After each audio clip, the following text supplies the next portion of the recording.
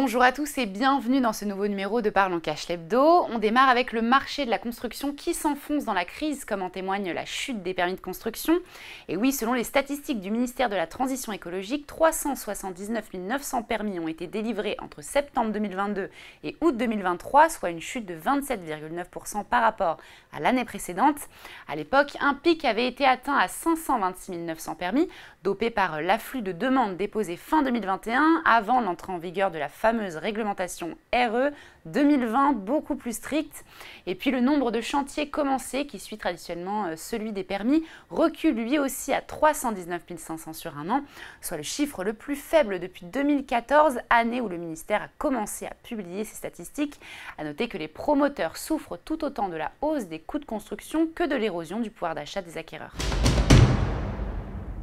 Et on poursuit avec le versement du RSA qui pourrait avoir bientôt une contrepartie pour ses allocataires, celle de réaliser 15 heures d'activité obligatoire par semaine.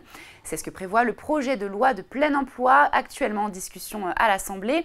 Et justement, plusieurs amendements ont été déposés et on en sait un peu plus sur les exceptions. Les personnes rencontrant des difficultés particulières et avérées pourront en effet être exclues du dispositif, soit en raison de leur santé, de leur handicap ou de leur situation de parents isolés. Côté activité hebdomadaire, il pourra s'agir d'actions de remobilisation par le sport ou la culture, de démarches d'accès aux droits, d'ateliers collectifs de recherche d'emploi ou encore d'immersion professionnelle en entreprise. Reste maintenant à savoir si le projet de loi sera bien adopté par l'Assemblée nationale en première lecture. Et on termine avec le moral des Français qui en prend un coup en septembre selon une étude de l'INSEE. Entre l'inflation, la guerre en Ukraine et la santé financière du pays, les ménages sont moins positifs que les mois précédents.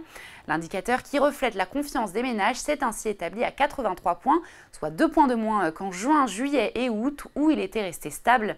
Un niveau qui reste bien en dessous de sa moyenne de longue période fixée à 100. À noter que les Français sont moins nombreux à penser que la situation s'améliorera au cours des 12 prochains mois. Ils sont également plus pessimistes sur les perspectives d'évolution du chômage ainsi que de leur situation financière. En revanche, ils sont plus optimistes sur l'opportunité d'épargner dans le futur. Et voilà, Parlons Cash l'hebdo, c'est fini. On se retrouve la semaine prochaine sur Boursorama.